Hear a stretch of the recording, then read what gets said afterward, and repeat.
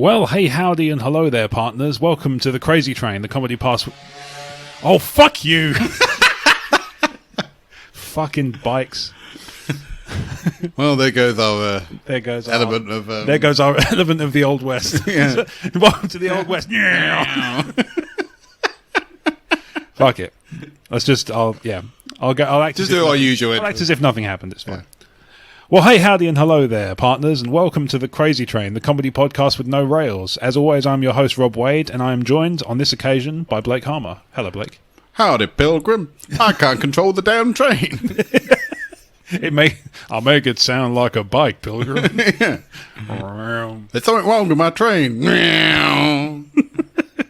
Yeah, that's piss annoying. Yeah. Still, unfortunately, we have to have some... You may hear some background noise and some street noise and stuff. It's just because this flat is boiling hot. And so we have to do where we can in terms of not boiling alive. Well, to be honest, when we used to have it at my house, you know, there was that random kid shouting from the window. Yeah, the little heckling 8-year-old as well. Yeah. And then the house over the road burned down. And I can't help but wonder, Blake, how desperate were you to shut her up? It just kept ruining my damn podcast, Bob. Crazy illegal disclaimers. Blake did not burn down a house or kill an 8-year-old girl. Yeah. That I know of. No. So you have to catch me first. This is episode 52. So in the spirit of 52, we'll come to it in a moment. I thought I'd pull up some fun facts about the number 52, specifically things that are 52. Okay. So it's not so much like 52 is, it's not a prime number, but say it was. 52 is 52 weeks in a year. Yeah. The new 52. The number of weeks in a year. Yeah. DC once rebooted their universe with this name. Yeah. Yeah, welcome to episode Infinite Crisis. Oh, God, what are we doing? Are we going to say that Watchmen created us? Oh, I don't know, probably, yeah. Some dude with a big blue dong. Yeah. Went and said, this will be a podcast where they talk about bollocks. It's like, yeah, all right. Yeah, that's nice, dear. Go back to making your clock. It's very intricate. Yes, I know, dear, you said. Yeah. It's just mesmerising. Just turn around, put some damn pants on, Manhattan. Yeah, stop mesmerising me with that. Yeah, I was thinking I'd make the ticker just go to this sort of metronome motion. Oh God! You spin me right round. Helicopter. Yeah, we're just going to Lonely Island territory. Yeah, exactly. Yeah. So before we do that, I'm going to read. We got a very nice iTunes review, so okay, I thought I would read that. It's from the United Kingdom, which is unusual for us because actually we're a worldwide podcast because we've had reviews from the United States and Canada, and now we've got one from the good old UK where we're from. Yeah, live with us. Yeah, we are recording on 4th of July, so happy Freedom Day, America. No hard feelings. Yeah, it's been ages. So the review is 5 stars. Yay. And it reads Off the Rails as the title, which is lovely, isn't nice, it? Yes. Yeah. It's like they listen. Everything's great. In the Crazy Train, Rob and his friends go off the rails discussing whatever they feel like, and the result is an often incredibly funny, always enjoyable adventure in humour and inanity. One particular episode had me laughing so hard I had to stop what I was doing to wipe tears of laughter from my eyes, but just as often the show is friends telling heartwarming or wince-worthy anecdotes and proving that life is ridiculous and it's good to laugh at it. Go back to the start and enjoy the most meandering train ride you will take. 4.5 chainsaws out of 5 on the psychometer. Choo-choo. That's by Testing Times. So Testing Times, whoever you may be, because I'm not sure. I have a suspicion, but I'm not sure. It's good, this Wild West. It's great. I love this Wild West with the old cars and the supercharged horses. Fuck my legs. It's all the baked beans. Yeah, the horses are just like, fuck my legs hurt. So yeah, Testing Times, thank you very much for that. It's very, very kind of you. And don't forget, if you want to leave us a review, because we're always very jolly grateful for that, you can do so on iTunes. You can also do so on Stitcher now as well. We're available on both. And you can also leave us comments and likes and so on YouTube, because we have episodes there. Why are you smirking, Blake? No, you have a little evil smirk on your face, and it's endearing, but I'm a little concerned. No, it's fine. Okay. Yeah. Just checking. So, so thank you very much for that. We're now up to 3 5-star reviews, which is lovely. Yeah. Out of 3, which is also jolly nice. I say nothing from Stitcher yet, but we hold our my whole who gives a shit thing, and I've moved into a more optimistic territory of maybe one person gives a shit. Yeah. So I'm sure there's one person who uses Stitcher. Yeah, if you're on Stitcher and you give a shit, leave us a review. We'd be very grateful. Yeah. So anyway, that's how you can do it. You can also email us at podcast@emotionally14.com with the subject line at Crazy Train and tell us what you like and what you don't like about the show, and we can listen to it and then probably ignore it because it's our show and that's how we damn well please. Yeah. Good day, sir. We appreciate your entitlement. Yeah. Yeah. You're on the internet. It's only natural. You know, we don't blame you. We blame society. We like trolls. It's fine. We will rate trolls. Yeah. So in fact, as long as I'll put this out there, as long as the review is 5 stars, yeah, you control this in the review, and because I have to read it. Yeah. We've got a 5-star review calling us all bellend. It's wonderful. Exactly. But at the same time, if it's a 5-star review and iTunes will let it through, I will read it. So much like over on Talk Star Wars, they do a similar thing. It's called the Ron Burgundy policy because of his. He will read whatever you write on the teleprompter. Oh yeah, yeah. So in a similar way, I'm putting the similar kind of condition out there. As long as it's deemed acceptable by iTunes and it's 5 stars, I will read whatever's in there. So if you want to spam. If you want to troll us, if you want to spam stuff, if you want to plug your own stuff, if you've got podcasts and stuff you want to share, then obviously you can either call your account the name of the show. That's a really handy way of doing it because then I can see exactly who you are from looking. See Minutia Man and Mr. Cast from previous episodes. Or you can put it in the episode title, in the review, rather. It's easy for me to say. Yeah. I totally understood that. Good. Yeah. Well, you may be having some sort of episode. Yeah. And so are we. So let's get right into it. So these are things that are 52 this year. Okay. So these are things that happened or people who were born in 1965. Okay, cool. So, so technically, the first Australia. Oh, that's boring, actually. I was going to say the first Australian troops landed in South Vietnam, but I don't know anything about how that fits in relation to the overall war. Is that good? Is that bad? Yeah, exactly. I mean, Vietnam sounded terrible, so that's probably not good. And the war films didn't remain cheerful in the slightest. No. Do Australians have? There's a lot of battles of Dong. Battles of Dong? Yeah, look, Battle of Dong Zai. Dong. And Battle of Dong Yin. Okay. And it's just like, lots of dong battles in Vietnam. Maybe we're back to Dr. Manhattan. Yeah. Because he had a big dong in Vietnam. Well, yeah, to film anything to go by. Yeah, he turned up at Vietnam and donged them all to death. He pretty much just dragged along the floor and just drove a hole through their village. Dun, da, da, da, da, da. I'm laying down paths for the troops. So, more effective than napalm. Oh, here we go. So here's one, which is quite interesting. The July 25th, so my dad's birthday that year, was the day that Dylan went electric. Oh, okay. So obviously he got all his stick for that on that day, and then one bloke just said, "Play really fucking loud," and then everybody was like, "Actually, yeah, that does sound good," and then all was forgiven. And after that, we never heard about Dylan Goes Electric ever again. No.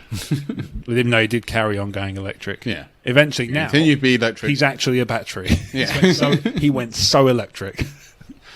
Now he's a Spider-Man villain. Rolling Stones' "I Can't Get No Satisfaction" was released this year. Oh, okay. In 1965. Good song. So, what's your favourite Rolling Stones song? I think one of my favourite ones is actually I'll probably go either with Paint It Black or Get Off My Cloud. I quite like it. Get Off My Cloud? That's a good choice. I really like Gimme Shelter. Okay. Yeah, and Under Cover of the Night is one of my favourites as well. Yeah. Oh, really like that. Yeah, good choice. Otherwise, Street Fighter Man's good as well. Yeah. But they tend to play that better. In my experience, the ones I've heard live are better than the studio version. I don't know if it's just a bit more animated, a bit more excitable. They put a bit more... All right. Check out my lips.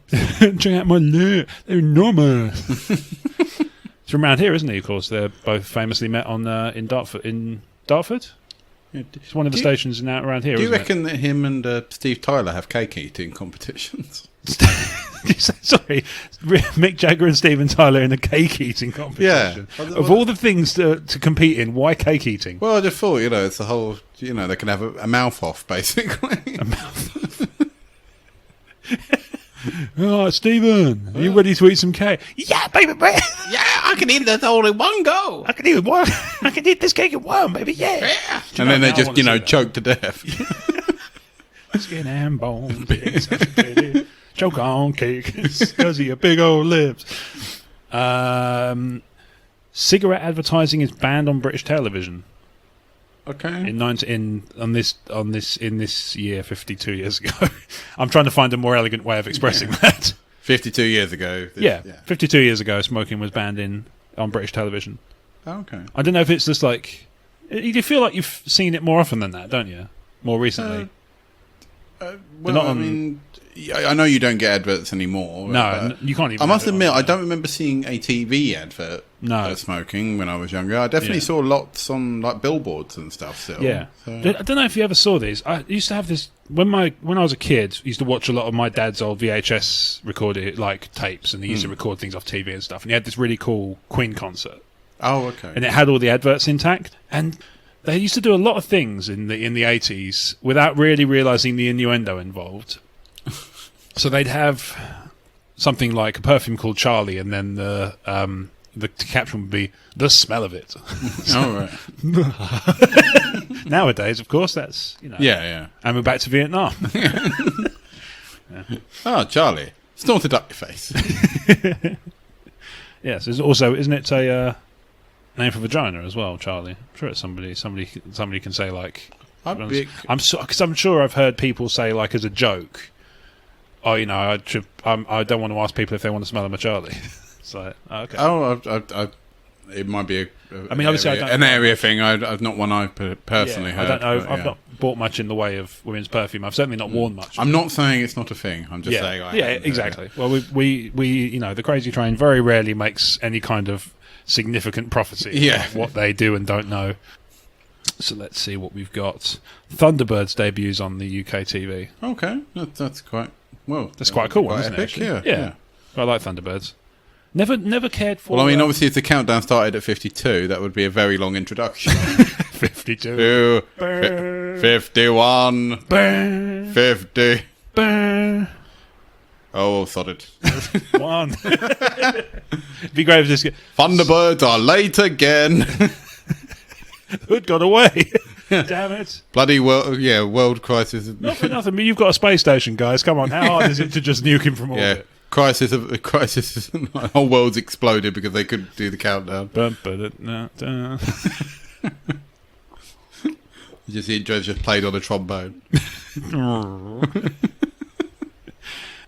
That's not very... it's not very exciting for others, but for me, what's it called? Singapore was expelled from Malaysia, which at the time it was a province of Malaysia, and then it got made an independent country again. Oh, okay. Actually worked out quite well for it, because it's now quite a, it's like a first world country.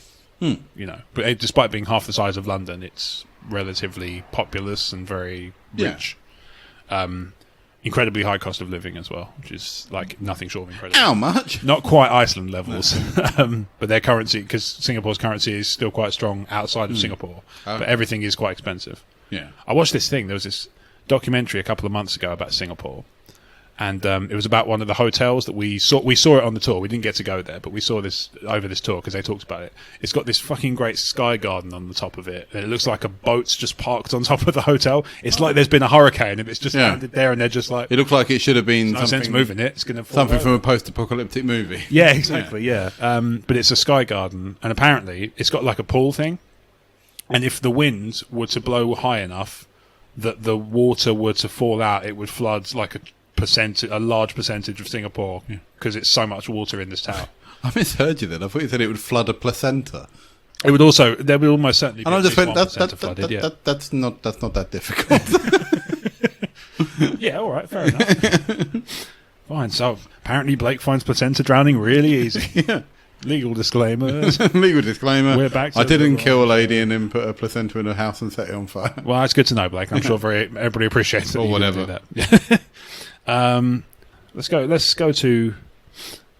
Well, the first album by The Who was released in the UK. My Generation. Yeah. What's your favourite Who song? Ooh, I'm not going to do this for every stat. Every statistic, by the way. It's like, the Charles de Gaulle was re-elected as French president. Because I sort of have memories of covering it in like one of my first bands and stuff like that. So nice. I think it's sort of, even though it's debatable. What the best Who song is. I just take that one. I just has recalls memories with me. Yeah, well, it's subjective, isn't it, as well? Yeah. So I think I would say that, even though I know it's a boring answer, seeing as you just mentioned My Generation. No, it's cool. It's the name of the album as well, so they obviously meant for that to happen. So it's okay. Yeah. I quite like. I mean, the album Tommy is very good. But obviously, it's a bit hard to specifically choose a song from that. Yeah, I know, like Pinball Wizard was a single, but I really like Barbara O'Reilly. Barbara O'Reilly is one of my favourites. Okay, yeah. Although it's one of the ones that's ended up as a CSI theme tune, which I find weird. Okay. Yeah. Yeah. There's some really weird ones. Because obviously there's Who Are You for the Vegas one. Miami is... Who Are You is a very good song. That'd probably be my second choice, if you know what I mean. Substitute's good as well, actually. Yeah, Substitute's a very good one. So let me think. There's Miami. No one ever chooses... Yeah, there's not going to be a series of CSI where it's like Boris the Spider. Have we used Squeezebox yet? Oh, Magic Bus, of course. CSI the Magic Bus. It's like the Mystery Machine. They just go, Horatio Kane gets out and goes, he did it. Let's get back in. Magic Bus. No, it's so there's obviously Miami is Won't Get Fooled Again. It's like Yeah. New York is Barbara O'Reilly, Teenage Wasteland. Okay. Cyber is I Can See for Miles. Okay. Which is not exactly like rocky. It's not. But it's a good song, but it's not. The song is not a song I would go. That's the song I would definitely want at the introduction of my TV of a mystery of a drama series. Yeah. Incidentally, the song is about 1,000 times better than the show. CSI Cyber is fucking atrocious. No, I heard you say that. Yeah, I've seen bits of other CSI series, but it's never been a program I've sat down and. Yeah, I used to watch it quite a lot of it. My sister was really big on the Vegas one. She really liked Grissom, so used to watch that a lot. And then I watched a few episodes of the other ones, but I can dip in and out of those. Vegas was the one I was actually following the narrative of. When they brought Lawrence Fishburne in, I was a happy man as well. And they brought in, who else did they bring? They had Ted Danson for a while as the main sort of lab technician. Well, I know I'm a particularly large bloke, but right. There's always something that bugs me is that Lawrence Fishburne keeps getting put in action movies where he's just sitting there being rather large. Yeah. It's just I think my biggest thing was, as I said, was... Yeah. I can't remember if we mentioned a Boggle just in conversation, so apologies if I already mentioned it. It is one of those things. I'm sure people listening, especially those who've got podcasts, will understand. It was just the thing that bugged me was in Predator. Yeah. It made it seem like, Lawrence Fishburne survived on this planet in Predators for like all these years. And you look at him, and I'm going like, he's not bad. Has he eaten a whole predator? Is that what's happened? I'll make him last. What if I told you they're delicious? You take the red pill, you wake up in your bed with no knowledge about it. But if you take the blue pill, it seasons it lightly, and you can barbecue it quite so. And this discussion with Brad was. A better way, the one thing that could have made that film better is that instead of Lawrence Fishburne, it turned out to be Danny Glover. That would have been your move, pussy faces. Yeah, that would have been something. I'm too old for this shit. Also, I'm batshit insane. I'm too old for this shit and crazy. I'm basically playing both characters from Lethal Weapon. Yeah, I might chuck in Saw as well. Yeah. Also, want to play a game. Fuck it. Yeah. So, all right. So, born in 1965. Let's see. No, the Bourne films were a lot later than that. Vinnie Jones. Okay. See, footballer. They call him footballer turned actor on. I wish it just said footballer turned juggernaut, bitch. Yeah. I was born, bitch. Such a bad film. Such a bad film. It's such a shame, isn't it? That Last Stand is such a missed opportunity for a good... when you have a bad film, when you make a film later on that completely makes it redundant. When you go back and deliberately alter the timeline, you're done goofed. Yeah. I changed the course of history so that this film didn't bloody happen. Yeah. Rob Zombie was born in the same year. Awesome. It's going to be... There's some really good names in this, actually. Okay. Jodie Richardson, obviously famous for, at least for me, from Event Horizon. Okay. Yeah, She's great in that, and that's a tremendous movie. Obviously, I'd recommend. Oh yeah, Event Horizon's Yeah. The best Paul W.S. Anderson film, I'd say. I would say, yeah, it's up there. I think the first Resident Evil's pretty good. First Resident Evil was good. I mean, I know a lot of people don't like AVP, but I didn't actually. AVP, right? I think it's fine. Second one's not. I agreed that it should. Yeah, second one was dog shit, but the first one I think is good fan service film. Okay, it's not the horror spectacle it probably should have been, but it's more. It's a bit. Yeah, it's a bit more actiony. Yeah, it's good in the respect of exposition, but that's not really what you went to AVP for.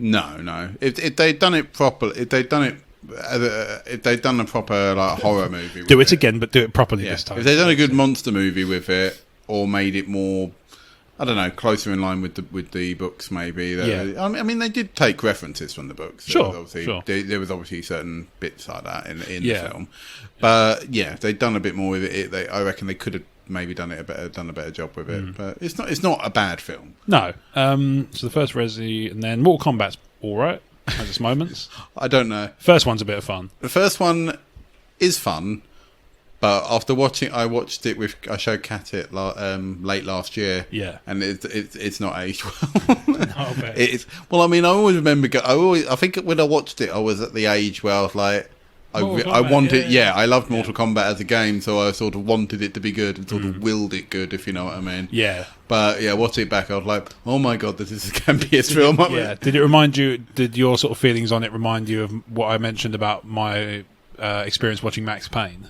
When I came out of it and went, that was great, and then after about I had the same. I was relieved that wasn't balls. Yeah, that was my reaction but mine was a lot quicker because I literally came out going, that was awesome. We went out for dinner because it was like obviously one of the restaurants outside the cinema. Yeah, and we were sitting there. It's only as I was eating, I think I'd had a starter, and as I was just taking into my main course, at that point I was like, yeah, actually, it was just not balls, really. Yeah. Which is fine. To be honest, in defence of Max Payne, it's on the good end of film adaptations. Very true. Yeah, and let's say sometimes not being balls is a relief. Yeah, that's enough. I mean, personally, my favourite video game adaptation would be Silent Hill. Yeah, that's a great movie. I'd say that was the most faithful one, if you know what I mean. Yeah, I'd agree. I mean, I suppose Mortal Kombat is faithful. It's just it just goes about a very shonky way around doing it. Yeah. Yeah.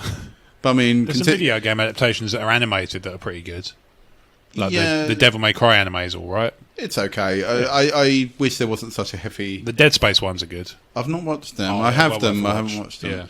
Devil May Cry I enjoyed, but I wish there wasn't such a heavy fixation of him eating sundaes all the time. And I was a bit like, I don't want Dante really wanting food all the time. I want Dante kicking ass as a demon. And if you do want him wanting food all the time, ice cream? Yes. And also I was a bit like, I could watch... Yeah, that's the thing. It felt like that wasn't Dante. It felt like he was a traditional anime trope character. Yeah. And that was my problem with it. There were the odd episode where he did finally... do something cool, yeah. And I was like, that's all good, but... why is the focus taken away from him, and why is he babysitting a kid and all that sort of thing? Yeah, I know what you mean. Yeah, that was the bit I didn't like, but yeah. I mean, yes, it isn't as bad as some things. I think I mean, we're not talking Yui Bowl here. No, we're not. He may turn up on this list for all I know. Yui Bowl makes his first film. I don't know how old he is. He might be. Actually, he might be that old. I don't know. So there's a lot of wrestlers born that year. Actually, okay. Conan, the WCW guy. Oh, yeah. Okay. Yeah. Mike Awesome, sadly no longer with us. Yeah. Owen Hart, sadly no longer with us. Yeah. Both born in 65. Yeah. Hugh Fernley Whittingstall won't mean much outside of the UK, but I don't know that. In fact, there's a picture of him just behind you there. See him there? On that cookbook over there. Okay. Him. He's usually got bigger, curlier hair than that picture. Yeah. Yeah, but he's a TV chef. He's the one that does like River Cottage and all the sort of countryside cooking stuff. He's just like, I bloody killed this pheasant. I'm going to see what you can do with this pheasant. And something like that. I don't know. I don't watch it. Yeah. Obviously, that cookbook is not here for me. No, because my cookbook is that Domino's menu over there. What else we got? Hadaway, of course, famous for What Is Love. Farrah Khan, film director, not to be confused with Farrakhan, who's the activist. Let's see what else we got. Rob Zombie. Yeah, born, you mentioned him earlier. He's 52. this year. So happy belated birthday, Rob Zombie, because this will be mid-July by the time this goes out, and you were born in January. Do you feel older? Yeah. Are you gonna stop, Rob Zombie? Never could. Oh, okay. Chris Rock. Okay. Yeah, no, that's a good one.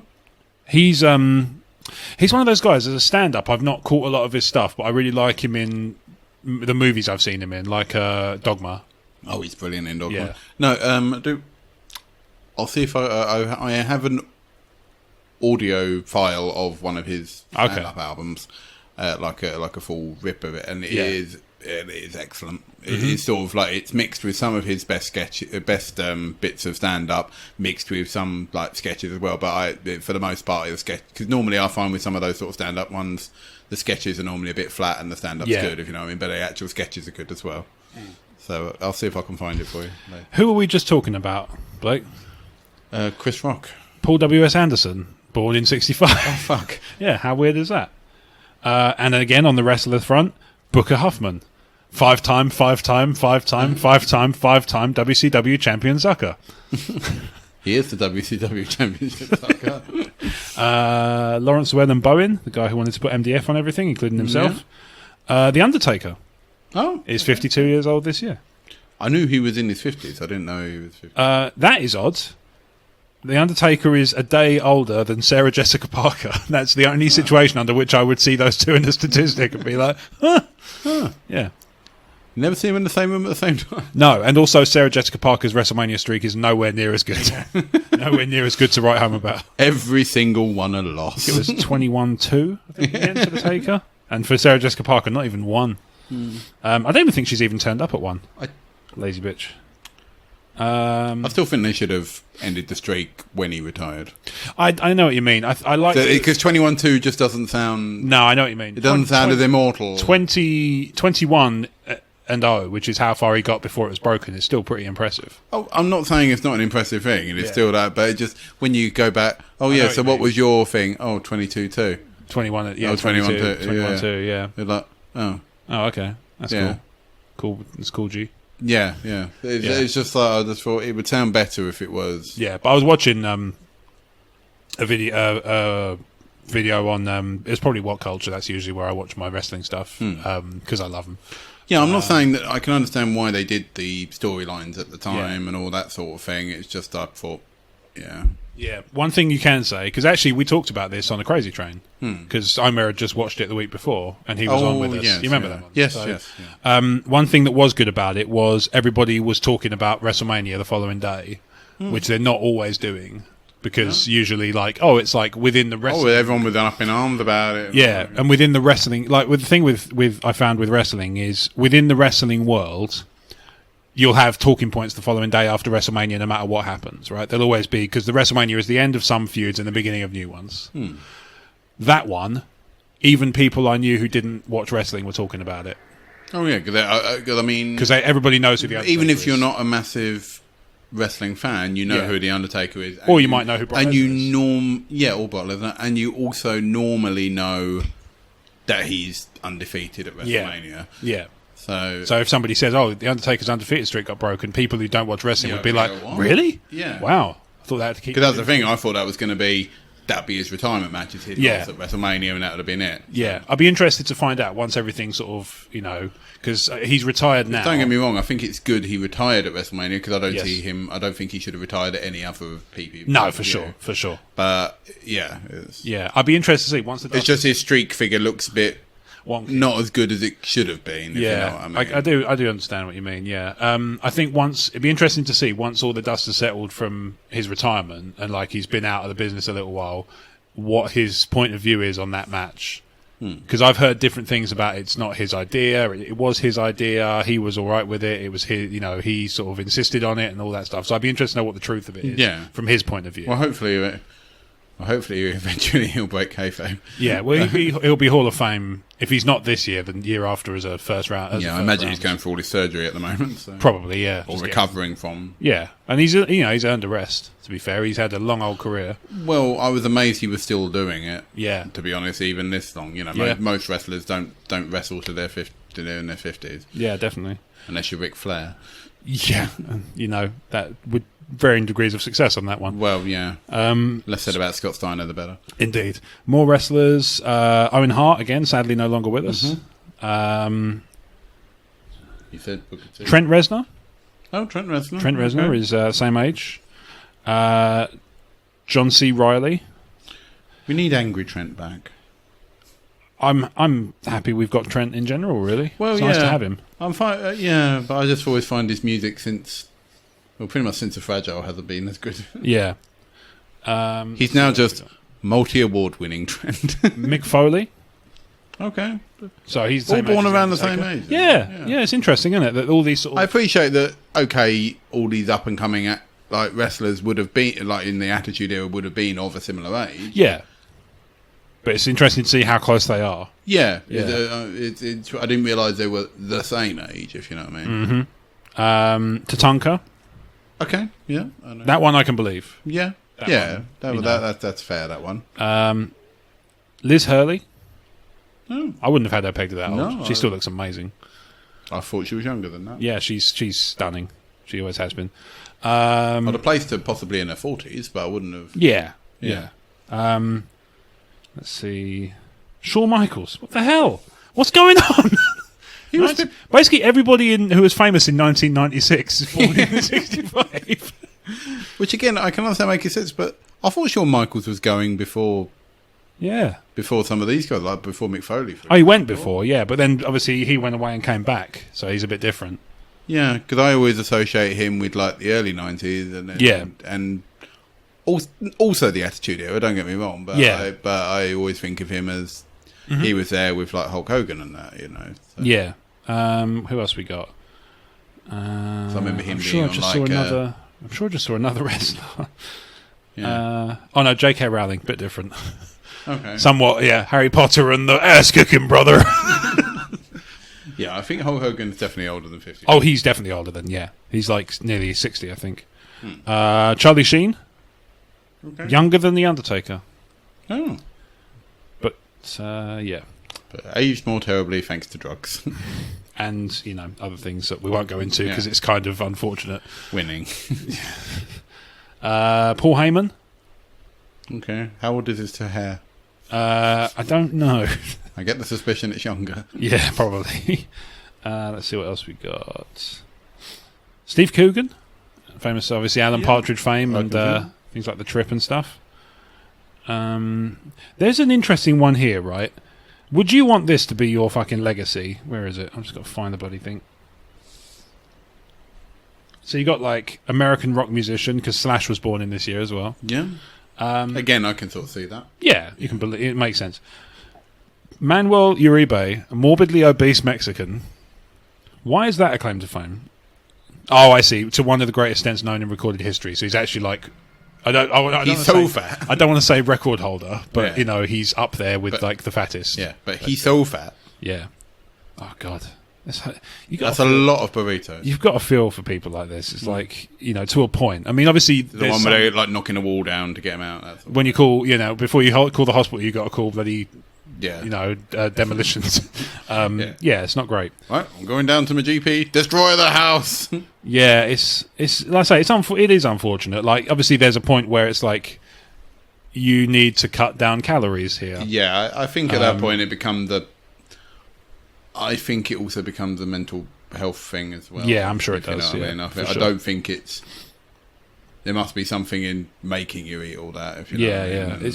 It's tough. And the saddest thing actually is he was starting to. Oh no! Hang on, I'm looking at something else. I thought he was on the way to losing weight, but he actually gave advice to somebody else who'd started to lose weight, and then they died. Oh, it's like basically it runs in. Yeah. How do you lose weight? Butter. Depressed track. Depressed track. 3 wheels of sad. Buckled. Buckled under the weight. Yeah. Because it's still us, still bastards.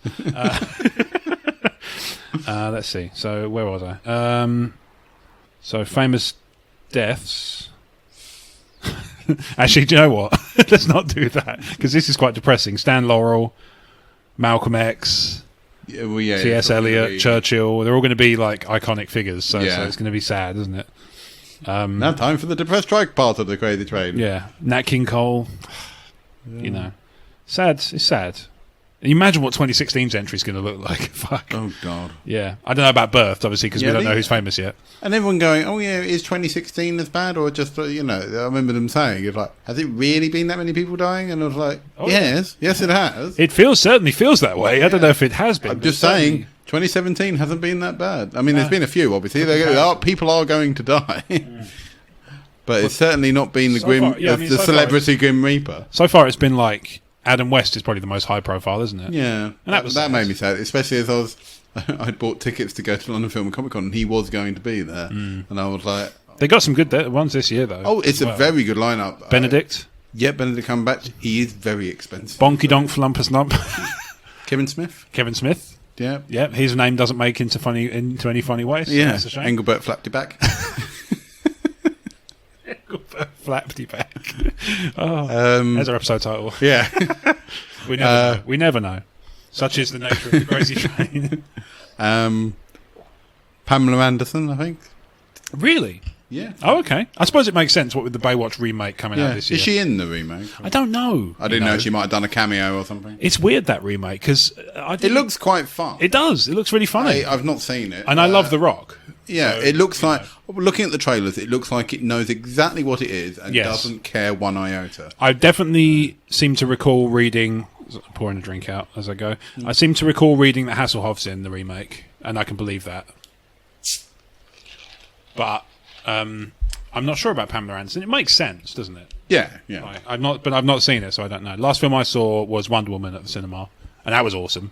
Yeah, no, I still haven't seen that. I imagine it's dropped off now. It's it's still going, I think.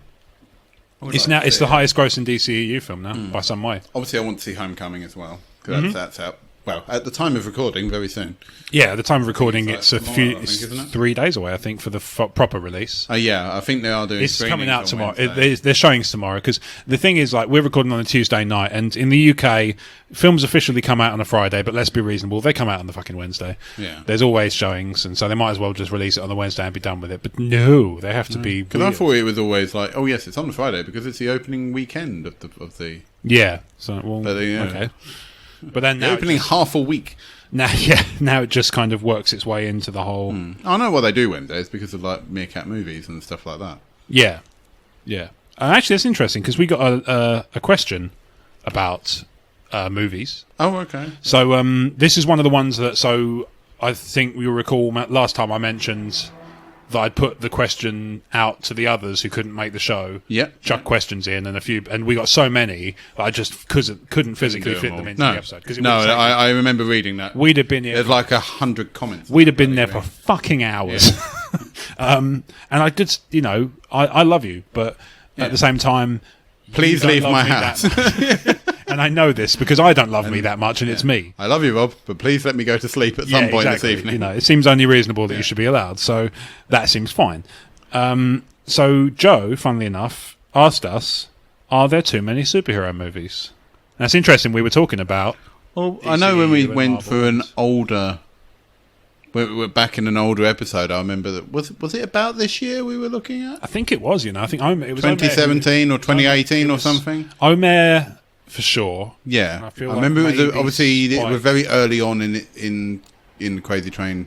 It would have been further back, so feel free to go back and listen. Whatever. It was an early-ish episode, but I couldn't tell you which one it was. No, they were saying that. Is it going to become too oversaturated by that point? Yeah, because at that point, and I mean, obviously, because obviously I knew because it was all building up to obviously Infinity War, which obviously I know still has, obviously I believe it's next year. But I don't really mind. I don't mind superhero movies. I mean, but then again, I know that I enjoy them. But I do see Joe's point that that it's sort of definitely worth debating, because I think we are getting some where I feel like they're spreading themselves a bit thin now, because I mean, yes, it's great, and yes, it's good that they're using all of the Marvel superheroes that they have access to that aren't owned by Sony, etc., etc. Yes, but it's not focusing on the essential characters. It's not focusing on Spider-Man Iron Man and Hulk and all that sort of thing. I know it's great they're in the Avengers films, and I know, and I'm not saying it's not improbable, because obviously characters that before the film I didn't know who the Guardians of the Galaxy was. I never read the comics. Let's be reasonable. And now they're massive because those films are amazing. Yeah, let's be reasonable. 90% of the Guardians of the Galaxy watching audience had no fucking clue who those characters were. No. But it's just a good feel-good action sci-fi movie. They'd seen the trailer. They'd seen it. People liked the fact it had chunky music in it. People liked the fact it was colourful. And got humour to it. Yeah, and people could tell there was humour to it, and people liked it because... and also, there is, I maintain, a certain amount of Marvel appeal. So it's like some people will just go to see a film because it is Marvel, thus I must go see it. Yeah. It's not the only consideration, but I think it's... I'm interested in Homecoming because I really like the new Spider-Man. Yeah. And I thought he was great in Civil War. And that, and that's why I'm looking forward to seeing Homecoming, because I think it will be a very, I think he makes a good Spider-Man, and I think it will be a good film. Yeah. Plus also Birdman being a Birdman. Yeah, that makes sense. Oh, sorry, Batman being a Birdman being a Birdman. I did feel like with that one, they probably, if they caused themselves any issue, it was putting so much of the film in the trailer. That is my one concern. I'm worried that I always find whenever you get a long trailer, you feel like, well, I've seen that.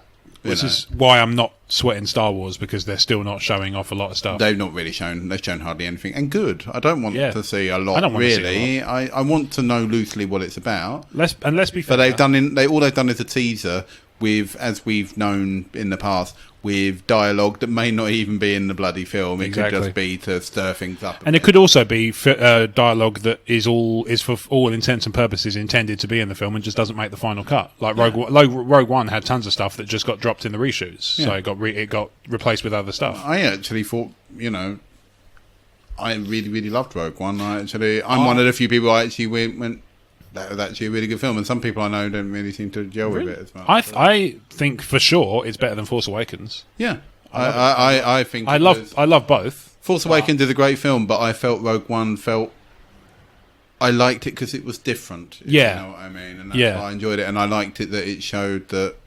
Yes, I know it is sort of like military sci-fi, if you know what I mean, but I liked that it didn't show the rebels as being truly perfect in everything. There was some moral grey. It was nice. There's a lot of moral grey, which you do get in real life. Sure. I know Star Wars in its essence is pulpy, and you do want there to be the good guys and the bad guys, and you don't. Which in general it is, but I just thought it was nice that they went.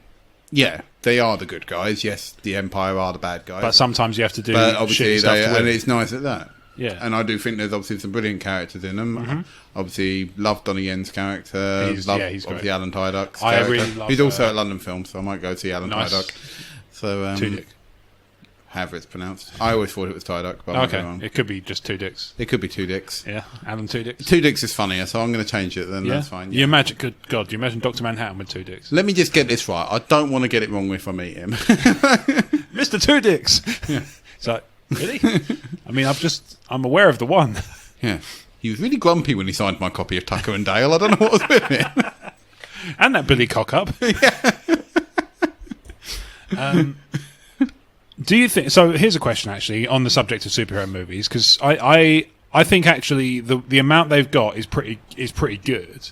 And I think the reason it's okay is because they've pushed a lot of the secondary tier ones to TV. Yeah, I thought that I began to. I mean, I always liked Doctor Strange, so I was quite happy that they made a Doctor Strange movie, and it was. I enjoyed it, but I do admit it was very. With Doctor Strange, out of interest to you, I haven't seen the movie, so I can't qualify it myself. But does it seem to you like the kind of one that if they couldn't have got Benedict and they got somebody a little lesser known, they could have made a TV series instead, and it would have been just as good? Possibly. I think the problem with it is that it's a superhero origin story, and the plot that it follows is very formulaic. Right. It is, however, special effects wise, spectacular. Okay. Not as spectacular as it thinks it is, because it's showing like all the bendy towers and all that. I'm like, this would be cool if Inception hadn't done it several years before. Yeah. But But yeah, I think that was the problem I had with it. It was. So you think the poster should have read, Doctor Strange, have you seen Inception? No? Thank fuck. Yeah. But no, there were some really good bits. I mean, the ending bit is very, I won't say it because spoilers. Dormammu, right? Yeah. Yeah. Dormammu obviously turns up at the end, and his bit with Dormammu at the end feels like something out of the comics. It's really well done. And some of the fight scenes are good because there's a bit where like they're fighting, but time is reversing. Oh, okay. And that's really cool as well. I actually think that's a really good fight scene as well. Yeah. There were really good bits in it, and I still recommend seeing it. Okay. But just be aware that you know that there's going to be, the way the plot's going to go. You know, it's this is the bit where he does this, and this will be the bit where, this will be the bit where he finally gets his powers, and this will be a bit, and then he's got to learn some humility at some point, but then he'll come back. It's very by the numbers. By the numbers. Yeah. But I still enjoyed it. I enjoyed it for what it was, even if it wasn't technically brilliant. And for those interested, because obviously for this may be somebody's first episode. The Emotionally 14 spoiler policy is if you've had long enough to watch it and you haven't, if we spoil it, sorry, not sorry. Yeah, to be fair, the film is out on DVD. Exactly, and it's been out for over, I think it's a year now. Months. Nearly a year? I suppose it hit the cinema probably about nowish. I know, but like sort of September time? Something like that? Yeah, it might have been a bit later. It's well over 6 months. Yeah, I think it came out in DVD like at the beginning of the new year, so I think it might have been like September time. That sounds about right. Yeah. But yeah, so do you think that this question has been mitigated somewhat by the? I know I've gone off the rails a little bit, but that's what we do. Yeah, I know. I think just because admittedly I don't know the character that well, and yes, he does look very good, and the trailer looks very good as well. Don't get me wrong, but I do feel that because they're watering down their characters more and more and more, I'm beginning to think that Black Panther is starting to be the point where it's getting to the point where are they starting to scrape the barrel? Maybe. I mean, obviously, he's very good. He's already been identified as a hero in Civil War, so he's already had his introduction, and it's a bit like And I'm hoping Homecoming, because they've introduced Spider-Man in that, and also everyone knows Spider-Man, and I'm hoping it'll be his Spider-Man, his adventure. It's less of the origin story stuff, yeah. And I'm hoping Black Panther will be, because we've already established that he's Black Panther, and obviously he's, Wakandan and all that sort of thing, that I know that they will go, here's Black Panther and here's his stories, and I'm hoping it is that. That'd be. I like the way they're doing the sort of subtle introductions of characters who've previously not been in the films, just to say, like, here's what he's about. And they did the same thing. If you ignore the previous Punisher movies, which I wouldn't recommend because I really like them, but if you were to ignore them, I admit I've not seen Warzone. Or whatever. I liked Warzone. I think because everyone kept saying mixed things about it, I didn't watch it. Ray Stevenson looks the part in Punisher Warzone. I heard he looks the part. Doesn't really necessarily sound. The voice isn't quite right. I thought Thomas Jane was brilliant. I do like that. Maybe that's the problem. It's Thomas Jane's, because now I hear Thomas Jane's voice in the comics as well. Yeah, and Thomas Jane was a good Punisher. And he was in the game as well. Yeah, he was in the game, which didn't help. And also, but he was a good Punisher. Yeah, he was a good Punisher. And, he's a bit skinnier than you might think the Punisher to be, but he still held his own and he looked good. And also, the film borrowed bits from Welcome Back, Frank, and all that sort of thing. Yeah, there you go. So. The one thing I will say about Warzone is it does the ludicrous, over-the-top action really well. There's a bit like this one's been out a while, so it's not a spoiler. No, I don't mind. There's a bit where there's a couple of people free running in across buildings in New York, I guess. Right. Yeah. Hell's Kitchen, right? So it would be. So New York, or New Jersey, whatever. So basically, New York area. I'm sure it's New York. I'm pretty sure it's New York. So there's a couple of people free running, and you're led to believe, if you're a Punisher comics fan, that one of them is McGinty, who's like a famous Punisher character. Mm-hmm. So they're running along over the buildings, and then as one of them jumps over, you just see this rocket come out of the corner of the screen and just blow him to fucking shit. And it does that Tropic Thunder thing where the explosion happens and then it's just an empty screen and you're like, what the hell? And then it slowly dawns on you what's just happened. You start to see bits of them raining down. And then it cut the other two looking puzzled, and then it cuts to Ray Stevenson reloading his rocket launcher. He's just like, doo-doo-doo-doo-doo. That's good, because that is a sort of a Punisher thing as well. Yeah, exactly. It's quite amusing to me anyway, because I'm a sadist. Yeah, and I must admit, I still, even though I've done the first series, I haven't started the second series of Daredevil. So I haven't not watched finished. any. I've not even finished. I haven't the watched first. any of the current Punisher. Yeah, I've not even finished the first. And I've heard he's very good. I've heard it's great. The main reason I haven't done it is because I forget that I have Netflix. Because, well, I'll explain. Right, so I've got. Amazon. Why is this money going out of my account? No, this is the reason. So I have Amazon Prime, and so the money for that comes out of my account every year. Yeah. Easy enough. Fine. Yeah. Every year. Every year, 60 to 80 quid, depending on if there's promotion or I've been fucked over in which some wangle the price down a bit or whatever. Yeah. Netflix, I had, and I cancelled. Jen watches it on our Xbox Okay. with her family's shared account. Right. So we have it, but I don't think of myself as having it because it's not mine. Okay. So when it comes to watching Netflix, I watch stuff on the TV, but when it comes to the offline downloads, I don't even think to download the app because I don't have Netflix technically. You know what I mean? Okay. Yeah. Amazon Prime, I download and I've got I'm watching season 3 of The Walking Dead at the moment. Yeah. Well, I mean, behind. we have a similar arrangement where I pay for Amazon Prime, but I share Brad's account obviously because he has my Amazon account and I share His Netflix account, and that's our arrangement, which is fine. Yeah. Everybody's happy. I find I go through periods of watching one more than the other, depending on what's on it. I think at the moment I'm going through more of an Amazon binge than I am a Netflix binge, but also all of my digital purchases are on Amazon as well. That helps a lot, yeah. Because I don't have like Apple TV or anything like that. Yeah. However, I watch both things normally through the PlayStation. I normally find, because they're next to each other, I sort of aware I have both of them. If you know what I mean, it's not like I'm watching them through certain devices. Yeah. So I don't normally have that problem. Out of interest, so going back to the superhero question. Yep. Sorry. One of the things that has been occurring to me as we've been talking about it is, okay, I'll concede there might be a few that, there might be quite a few movies. I think it's too many is a strong word. I'm enjoying it. They haven't really. I don't think they've really had a big miss yet. No, there've been some ones that are a bit of a flub, and I've heard. I've not seen it, but I've heard Suicide Squad is a mess. Yeah, but I've heard that's a bit of a flub, but it's not like a terrible movie. Yeah. And normally, people have told me that if you watch the extended cuts, they are actually better. Yeah, the extended cut of Batman Superman's great. I really like it. I've not seen. I will full disclose that I haven't seen the cinematic cut. I've heard the cinematic is method, and I think you said because you saw the extended, and then didn't you look up what was cut out, and you were like, why did they do that? The plot's missing. Yeah, basically. And then I watched Man of Steel. Actually watched Batman to Superman first, and then watched Man of Steel afterwards, and I thought Man of Steel was all right. Yeah, I quite enjoyed it. I've never really watched any of the Superman films, which is nice. I mean, obviously, I've watched some of the older ones. Yeah, but I've not really seen any of the new Superman Returns is probably the weakest one, I would say. Okay, I've not seen Man of Steel or Superman Returns. Man of Steel is better than Superman Returns. So if you're going to watch one, definitely watch Man of Steel.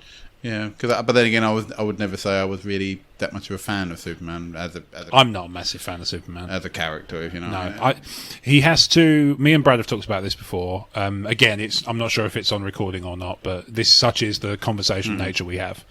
I feel, and me and him both feel that you have to have a good story in place for Superman. You can't just have Superman beat bad guy, everybody cheer, because of course he will, because he's almost invincible. You have to rhyme into a good story. I mean, and I have read good pieces. I really like that. I remember it being shared on Facebook, and that is that one of him talking to someone about to commit like that.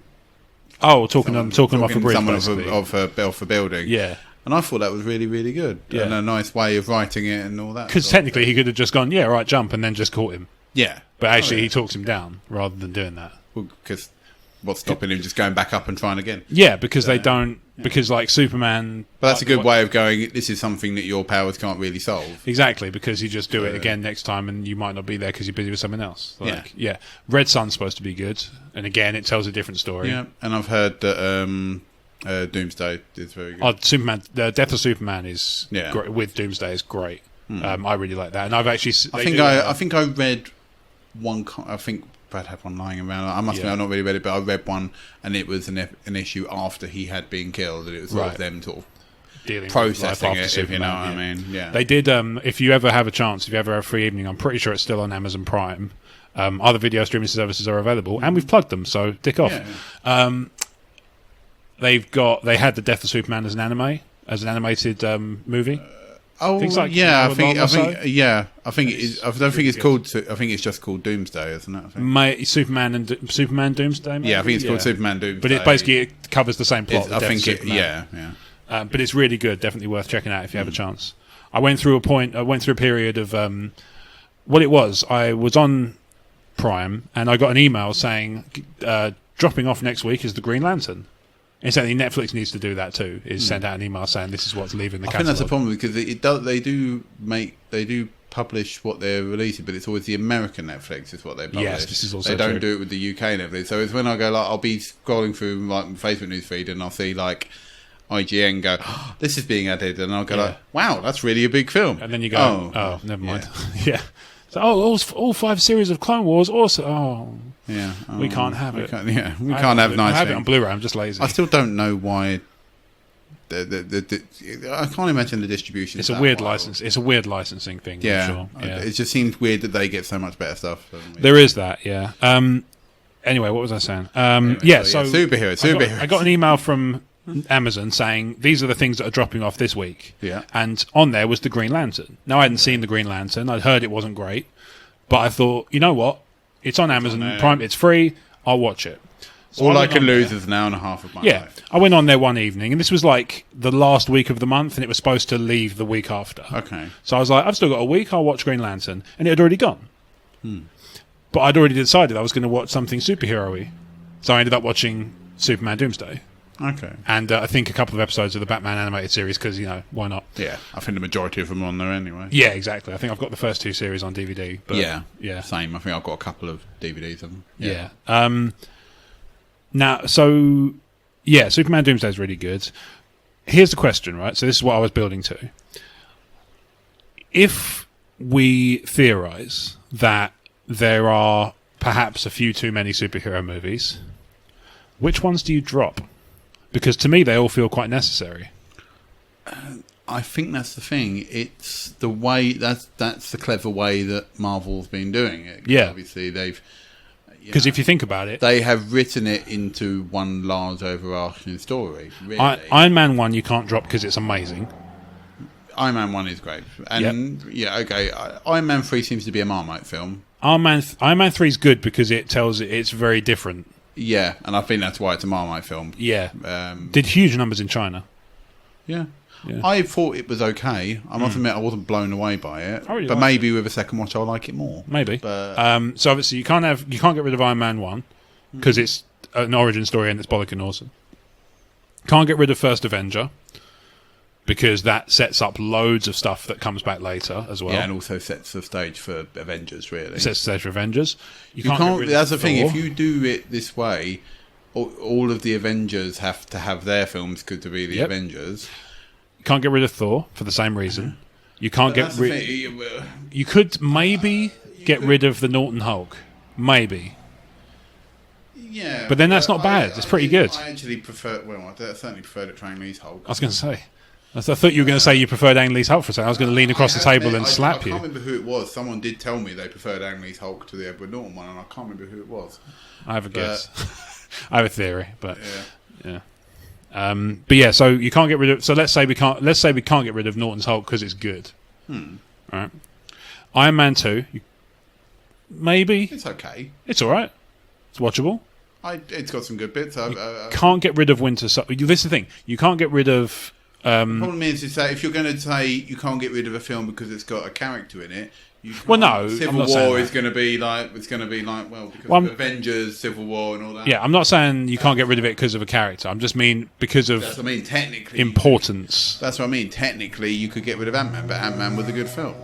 It was slow to get going, I thought, because it's a heavy focus on him learning his abilities, but it did turn into a good film. But the trouble is, for the reason that Omer's theorised in the past, again, I'm not sure if it's ever been recorded, but I'll say it anyway just in case.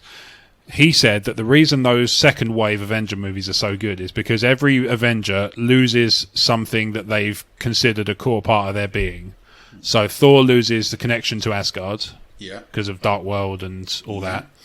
Captain America loses his faith in the government because of S.H.I.E.L.D. becoming infiltrated by Hydra in Winter Soldier, which is one of my favourites. It's so good. And sort of drives his Civil War. Yeah. Well. Iron Man, in the period between Iron Man 2, Avengers Assemble to Iron Man 3, loses his bravado and his kind of... It was the fight against the... No, it's not Kree. Chitauri. Yeah. So, it was that, and that's obviously because that called PTSD back, and that's what led to Ultron and all that. Sort of thing. Yeah. But this is the thing. They've done such a good job, like you said, of weaving it all together that it's hard to take one, with the possible exception of Dark World.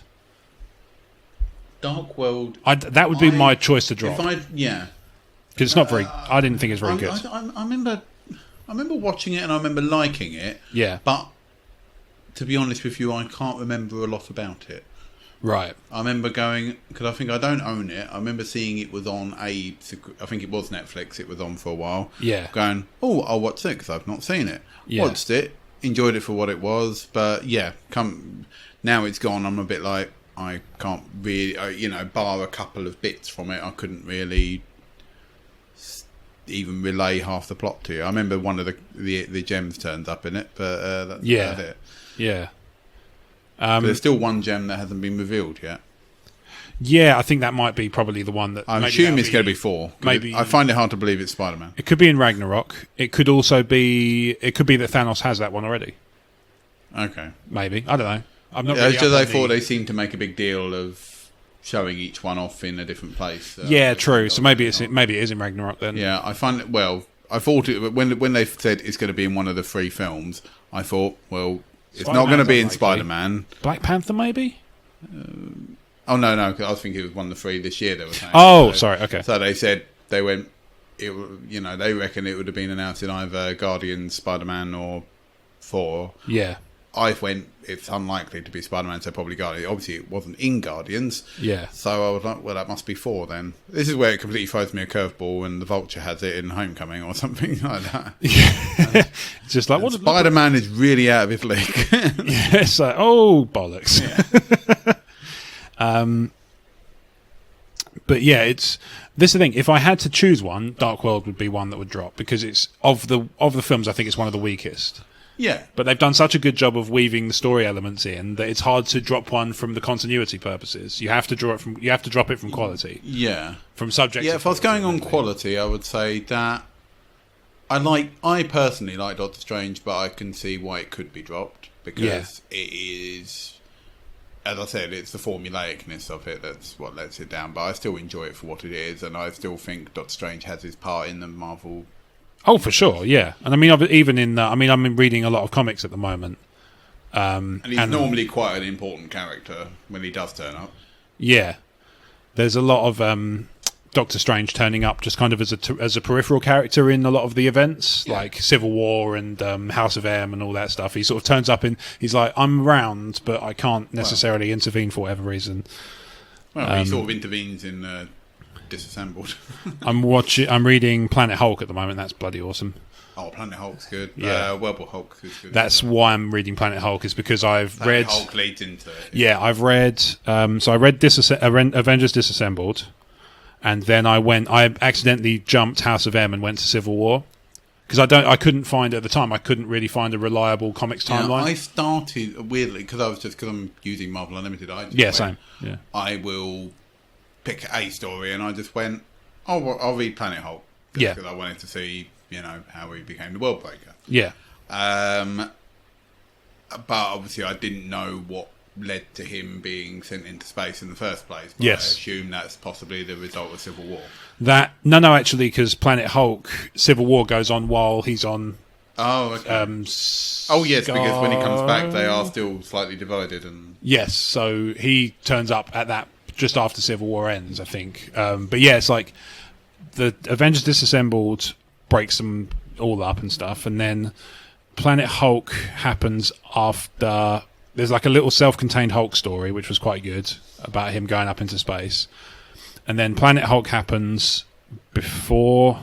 This is the problem I've got, is the timelines for me are all over the place. Sure what happened before, what led to him getting... I think it's after Disassembled, but before Civil War. It's definitely... He's not there for Civil War at all.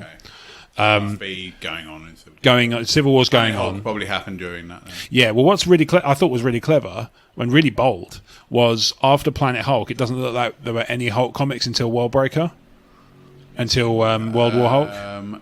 World War Hulk is pretty much him coming back. Yeah, so it's like 8 years separates one release from another. It's like, wow.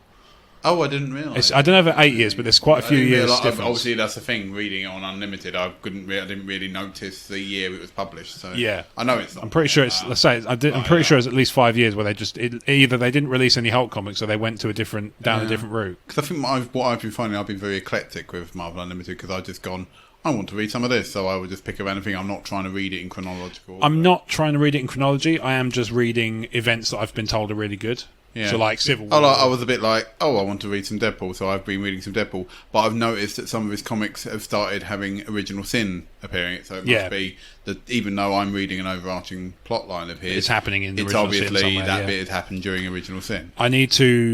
I want to read Fear Itself because Omer tells me that's really good. I need to find, actually, at some point I need to pick his brain because I need to find where Gord the God Butcher comes in because apparently that's a really good story. Okay. Somewhere in Thor. I tried looking for it on Unlimited. I can't find him anywhere. Bit. So I'm guessing I have to just look him up in, like, maybe just get the right run of Thor stuff turning up. So there's that. Yeah. If I was going on overall quality then in answer to that question, yeah, possibly Dark World. If I were pushing it, Doctor Strange, but I mean, I don't. Unlike, I know that everyone's obviously entitled to opinion. I know some people seem to hate other films. Like, I know a lot of people that seem to think Avengers 2 is a mess. Yeah. Age of Ultron? Yeah. I would say it's probably one of my. Again, it's probably on my list of ones that would drop. I didn't hate it. It's hard. I didn't really. I enjoy it. I still think the first Avengers is better. But I wouldn't. I didn't really think it was a bad film. Yeah. Again, I think with a lot of superhero films, I enjoy them for what they are, though. So I don't really. I think the only thing I didn't like of Age of Ultron was the fact that it was very obvious things had been cut from it. Yeah, that's the thing. There's some obvious editing problems, like the whole 4-bit seems hard, unexplained and all that sort of thing. There are a few bits like that where it's just like, but then again, and the only explanation we got was Joss Whedon being pissed off with the producers, basically. Yeah, of the ones that have been released, obviously, like I say, I haven't seen Doctor Strange, so I can't weigh in on that. I can't really weigh in on any TV. I've heard Iron Fist is the weakest of the TV series. Yeah, I've only seen the first Daredevil series. I've not started any of the other ones. Yeah, I've heard good things about Luke Cage, but then again, I've also heard a couple of mixed things about Luke Cage. So I don't, I think obviously. You are obviously going to get people with different opinions. He's another one who's a little bit like, because obviously his skin's almost impenetrable. Yeah. So like, a lot of they people have to write good stories. In general, people have told me not to bother with Iron Fist, to be honest. Yeah, that's what I've heard. Yeah. Is the Inhumans going to be a TV series? Yes. Yeah. I wasn't too taken with the trailer for that. It looks okay, but I think it doesn't really explain a lot about who the Inhumans are. No. I know that they technically turn up a bit in Agents of S.H.I.E.L.D., don't they? They do, I think, yeah. And also... so that's maybe why. I mean, I only know them from what bits I've read about from the comics, but I'm not... I wouldn't say myself to be a massive fan of the Inhumans. Not at all. I mean, obviously, I've read Miss Marvel and I really like her, but... I like Miss Marvel. Yeah. I haven't read a lot of it, but I've got the HeroClix. Yeah. So, you know. Oh, no, I mean the Inhuman Miss Marvel. Oh, sorry, okay. Yeah. I know one, yeah. She's a good character. But, yeah. I don't mean Miss Marvel. No, that's fair enough. Type thing. So let's end on a nice question. Okay. So this is... that's got a bit messy, that one. No, that's cool. I think that's good. Good discussion. I think we've kind of ventured a bit. I mean, that's the thing. I enjoy films what they are, and as long as they continue to do good, I don't see that. But I do agree it does seem to be mostly comic book films that come out a lot. There seems to be a lot of them, yeah. And I do think like we said years ago, I think it is coming to a head where the bubble will burst at some point. I think what will happen People will become sick of them. It's a bit like space movies, Wild West movies, Maybe, they will still have their place, because obviously Wild West Westerns are still made and all that sort of thing, but the popularity of them will wane. I think what will happen as well is, I think after Infinity War Part 2, they'll dial right down, because I think they've been building to that. That's the crescendo for them. And I think that film needs to be good. Oh, yeah. Because if it's balls, that's the end of it. You know what Sod's Law will be, is the bubble will burst a week before a big DC one comes out, and they'll be like, come on, this isn't fair. But DC haven't had a lot of luck. They haven't had a lot of luck with it. This is true. I'm hoping that one. Not being a massive DC fan, it's not that I don't dislike it, but that's okay. You have to justify it to me. But I think that Wonder Woman's been the first one that I've gone, I'm actually interested in watching this. Yeah, I think there is a little bit of the tribalism to it. I think some people. I'm not. I mean this. And I'm not a Wonder Woman fan. Yeah. I've not really read any of it. I know the character and all read that bits sort of and thing. pieces. Yeah. But I'm happy to go in cold with that one because I think I would like. Looks good, looks fun, good acting, good actors in it. It looks more promising than I'd say Suicide Squad looked. Yeah, I'd agree with that. Suicide Squad always, even with the trailers, always looked like it was never sure what it wanted to be. Yeah, it struck an odd tone for sure. And also, is it Batman vs Superman? I was always a bit.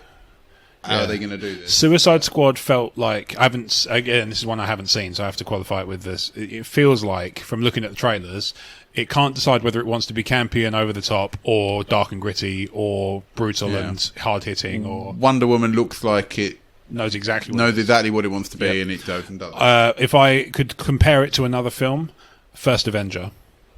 It's got that same kind of I've feel. heard that about it. And it's really, and it's good for it as well. It's not like I don't mean it in terms of it's a rip-off. I mean it in terms of it strikes this. No. It puts the same feelings in you as weirdly, you and obviously having that war setting probably helps. I think it does, yeah. And I mean, obviously, there's certain reasons for me to watch it. I would watch Gal Gadot do her accounts for 2 hours. That would be fine by me. Even if she's just like, I don't know which form I need. I'm just like, she's beautiful. And she's awesome as well.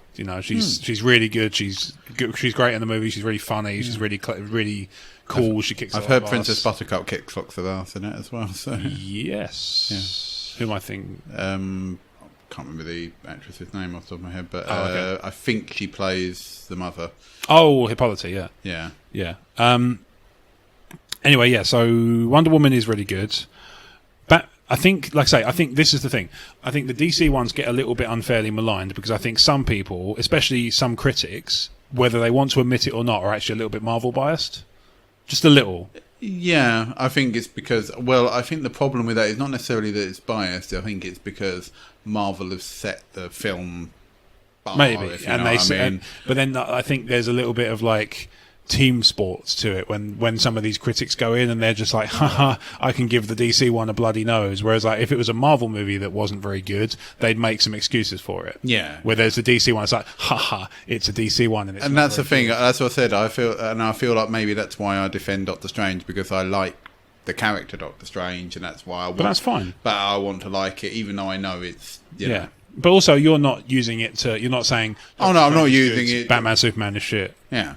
Because, let's say, for one thing, the Ultimate Cut's pretty good, I think. And I've not seen the Ultimate Cut. I wouldn't knock the only thing that's put me off watching the Ultimate Cut is the fact that it's a long film to sit down and watch, and also the Ultimate Cut, well, it might have come down since, but at the time I was looking it was quite expensive in comparison to the other cut. I still have it? If I have it, you can borrow it. Yeah, because it was just getting the chance to do. I mean, I have troubles.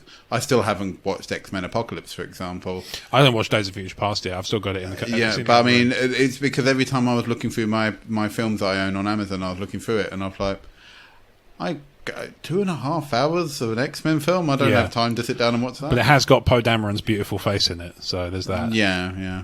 And I mean, I have bought Logan, which I still haven't watched either. Oh, that's supposed to be really good. Yeah, but I was a bit like, if anything, it might force me to sit down and watch a I don't think it's truly linked, but I feel like it will force me to sit down and watch Apocalypse to make myself at least watch it in order. Yeah, I get what you mean. So, yeah. Anyway, so what was this? So the question we're going to end on. So like I say, we've done well with that question, I think, considering there's only two of us. We've done a good kind of, we've acknowledged there might be a problem. We've proposed solutions, which is you drop Age of Ultron and Dark World because they're kind of pants in comparison. And maybe Doctor Strange, depending on your feelings for it. Yeah, exactly, I mean, I suppose it could be argued Ant-Man isn't necessary, but, and again, it might be considered mixed, so... Yeah, maybe. But again, I really liked Ant-Man, so... Yeah. And also, I know I'm sort of kind of biased because I haven't watched any of the new DC movies. So. That's okay. That's all right. As I say, you can have there's a difference between preference and tribalism. Yeah. Oh, yeah. No, I'm not. As I said, I'm open to watching them. It's not that I'm not. It's just when you see the general consensus of how those movies turned out, i.e., they got BVS got a bit of a kicking, but it wasn't not as bad. It got a bit of a kicking for a while, and then once the Ultimate Cut came out, it eased off a bit. Yeah. Suicide Squad, to my knowledge, has got nothing but a kicking. So I've never. It's certainly got a more prolonged kicking than the others. And that's why I was like, that's why I've never been that interested in watching that one. If you know I know what you mean. So. All right, so. We've covered that one. So if you have thoughts on this subject, then feel free to email in at podcast@emotionally14.com and let us know what you think. Are there too many superhero movies? Which ones would you drop if you had the option? Yeah. Chip in with the, Yeah, you can chip in with that. Feel free to send questions and comments and stuff our way on that. So we're going to end on a question. Okay. Crouch asks, what is best in life? You may give the answer if you wish, but I think he's asking for a more general for you specifically, not for Arnold Schwarzenegger as Conan the Barbarian. It's too much of a loaded question. Obviously, okay, I will do the obvious. It is to crush your women, see them driven. Crush your women? No. That's a better answer. I'll do the obvious, crushing the women. Is that Jesus Christ? Crazy, legal disclaimer. Blake did not crush that 8-year-old schoolgirl. Crush your enemies, see them driven before you. The fact that it was hear the lamentation of all the ways you could have fucked that up. Then we'll do the obvious, crushing women. Yeah, we'll do the obvious, drive your women, see them driven before your enemies, crush your driver, buy a new golf club, and hear the lamentation of Blake. As he realised, I fucked it up again. I couldn't have fucked that up more.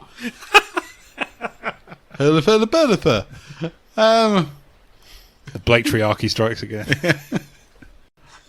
Best in life. So in general, I guess. I suppose. Yeah. Good friendship. Good bollock talking. Not having to do the editing. Yeah, not having to do the editing. Especially after some of the teething we've had tonight. Yeah. And being able to laugh at your own faults. I like that. Being able to laugh at your own faults is a good one, I think. Especially with all the crushing women you've crushed. Women the Blake has crushed. So for me, I was going to say similar, actually. It's it's good company, good conversation, and at the end, a marketable... And good memories. And a good memory and a marketable product at the end. Yeah. So speaking of which, thank you very much for listening to episode 52 of The Crazy Train, which I think we decided was going to be possibly called Engelbert Flaptyback. Maybe. Yeah, that'll do. So if you've enjoyed the show and you want to know how you can support us, the best way, because we don't have any sort of monetary way, send us presents. The best thing you can do for us is to share with a friend, to give us iTunes reviews, to like it on Facebook, to retweet, to download, all those things help us immensely, help us grow the show, help us get in more ears, and hopefully find more people for whom the Crazy Train is right up their street. Yeah. Now, that is a crazy train if it's on your street, but nevertheless, trams are a thing. So you can find us... Crazy train on your street, it might just be a bike going past. This is true. So you can find us on iTunes, YouTube, and Stitcher by searching Emotionally 14 or the Crazy Train podcast. We will show up on all of those. I've tested it myself. We're available on the web at emotionally14.com, where you can find this and the E14 Gamecast, which is our video game show. On our YouTube channel, you can also find what few gaming videos we do, as well as the E14 Toy Box, which is my weekly, mostly video hero clicks and unboxing video channel playlist. I think I've recently finished my booster battle now. We just finished me and Blake just finished. Well, at the time of recording, and I believe Joe's just started. Ours is so at the time of recording, our booster battle with you and me has just finished, and mine with Joe has just started. Yeah. By the time this goes out, I think it wouldn't have all finished because I'm going to carry on going afterwards. But that's the end of the toy box. Good night, world. All the booster battles will be done, and I think that'll take me up to episode 50. Actually, it's quite a good going. Oh, okay, really. So caught up with the crazy train. Almost, which is kind of simultaneously awesome and depressing. Yeah. So Blake, where can people find you on social media? You can find me on Facebook. It's probably one way. I mean, send me a friend request. If you make it clear that obviously that you're an appreciator. Yeah, we need to get you. We need to get that to be the legions of Blake appreciators. I need the appreciators of Blake Society or something. Yes, let's do it. Let's make a thing. You can also. I've not been on there long, so there's only really a couple of photos. But I've recently joined Instagram, and you can find me as Harmer the Appreciator. Nice. I'm also on Twitter at fucksake_Blake. I love that that's a thing. Yeah, you can follow me if you like, but do read my page. Yeah, it's very you'll know what you're getting. Yeah, for sure. So you can find me on Twitter and Instagram at RobWadeVision. You can also find Emotionally14 on Twitter at Emotionally14. We've got a Facebook page, Emotionally14. Like I say, there's a YouTube channel, Emotionally14. We're on iTunes, 2 podcasts, all sorts of YouTube stuff, written things on emotionally14.com. Get on board because it's a hell of a ride.